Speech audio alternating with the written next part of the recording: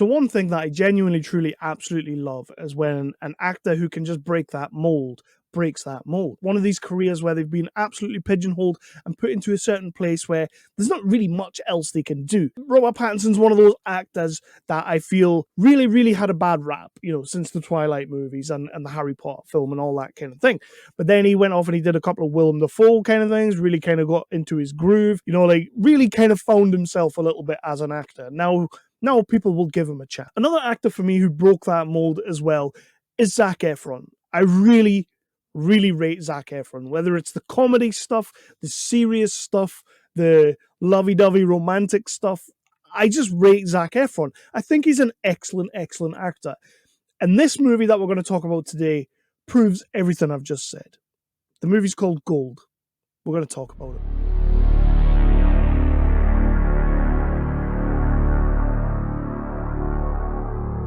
That's right, everybody. My name is Kevin Halden. We are back. This is Nerdly Out Loud, the official channel of nerdly.co.uk, your favourite British home for all of your news, reviews, and exclusive interviews. We like to cover everything from the big budget to the low budget to the no budget, with a special keen interest on the lower end of the scale. Hit that like, hit that subscribe, and ding that notification bell. I'm doing this really quickly because I want to get into this review. I want to talk about this movie. You want to hear about this movie. You need to see this movie. Director Anthony Hayes.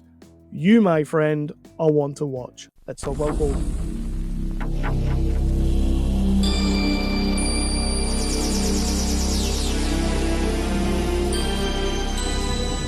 And now, our feature presentation.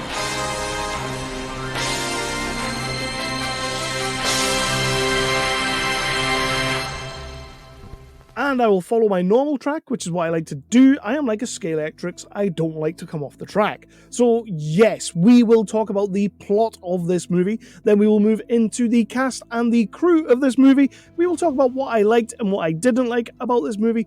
And then we will get into my final rating. That is my Nerdly Out Loud rating, not the rating of nerdly.co.uk as a whole. So that's the business stuff out the way, that's the paperwork out the way. Let's get into Gold. Let's talk about what's going on here. Let's talk about why Zac Efron has once again surprised me in a fantastic role. You have redeemed yourself for that stupid Ted Bundy movie. You really, truly have, my friend. So we're kind of like in a not too distant future. We really don't know how far into the future we are. I mean, this could potentially be the present, but I'm pretty sure they set it up as kind of an apocalyptic sort of future. Everything's a little bit ruthless. Petrol's, well, to be fair, that could be the present day because petrol is at an all-time high. And we meet Zac Efron not only as Man 1. He gets off a train and he's on his way to a place, but he needs to be taken there, so he gets a lift from Man 2. Man 2 is going to drive the van all the way to get Zac Efron to where he needs to be. On the way there, they kind of stop and they have a little bit of an argument, and then stuff and things happen. So while they're there and they're stuck out in the wilderness, they find a gold nugget in the ground.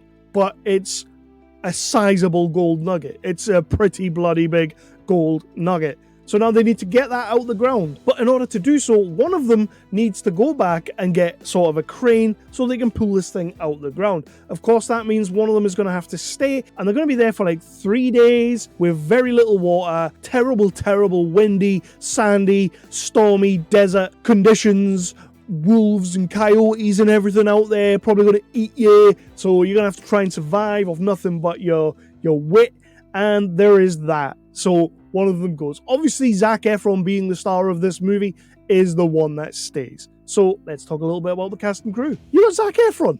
Zac Efron as Man 1 is just absolutely on point.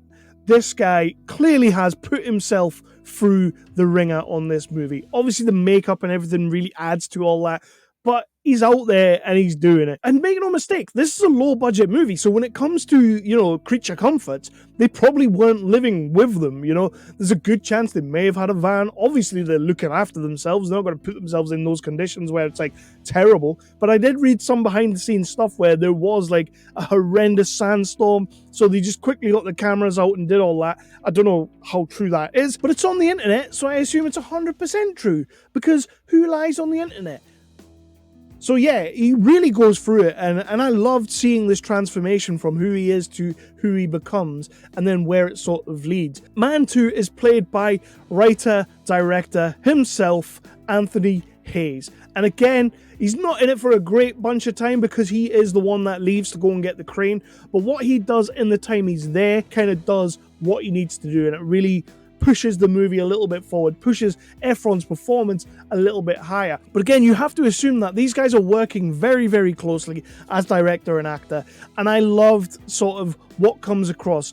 When somebody pushes Zac Efron to sort of that limit or to the edge and really kind of gets a performance out of them, you can tell they're working together. He doesn't have to be on screen with the guy. You can just tell that there's a relationship between director and actor. He lets himself go and he lets himself be, for lack of a better word, violated. He lets himself be hurt and taken over by the character and taken over by the script and what he has to go through. Because kind of the overarching story is like how we treat ourselves and how we treat our fellow man and how we treat people, and that's a big thing in this movie that when you really think about it, it's like, oh, so that's what they're saying. Like, it's not like it's a secret.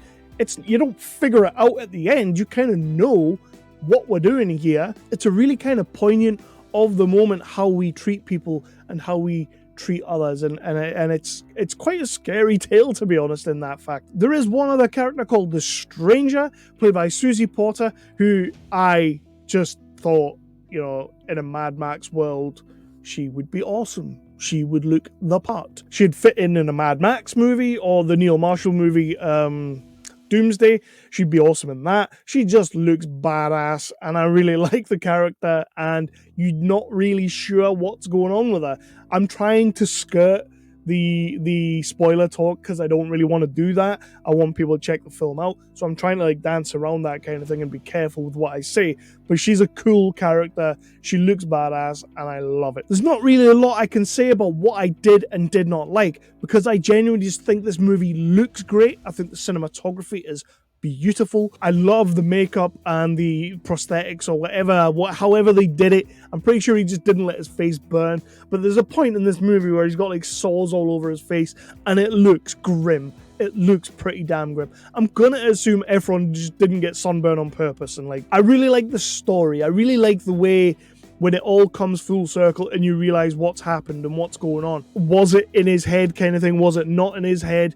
Was he being paranoid? Was he not being paranoid? Because as humans, that's what we are. We're very, very paranoid. When you kind of realize what's going on, this story's a fantastic story. This is why I don't really want to go into spoiler territory, because I want you to find it for yourself and find out what you think it's about and what it is about. I want you to experience that for the first time by yourself. So I might as well just get into my final rating of this movie. And for me personally, it's a little bit of a tricky one because I want to slap down a 5 on this movie. I really do.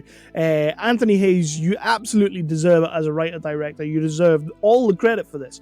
And Zac Efron, your performance is just unreal in this movie. Absolutely unreal. So you know what? I am going to give it a 5. I'm going to drop a 5 square on it. I thought this movie was a massive surprise. Didn't know what to expect going in. Loved Efron's performance. Anthony Hayes, your dialogue, you don't need all the dialogue in the world because you're going to show us things. Sometimes that is just the best thing as well.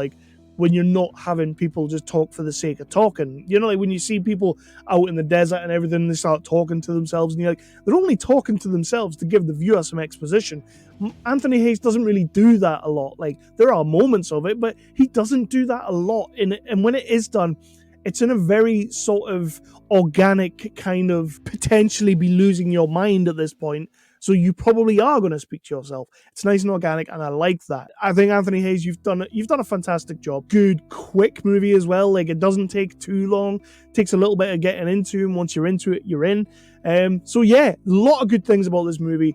I would give this a 5 out of 5. I would love people to check out and people to watch it. If you're not a massive Zac Efron fan, this is one of those movies that could possibly make you a Zac Efron fan and understand what he can actually do as an actor. He's just not that kid from High School Musical anymore. That's not him anymore. It's not him. He's doing good stuff now. And when an actor of his caliber, an actor who has had the career he's had so far, takes that chance and takes that leap and obviously goes out into, I think it's like the Australian outback or whatever, to make this movie, I have to give that all the credit in the world. I have to. Low budget movie. I don't think there was a massive budget to this. Probably is a budget, but not a massive one.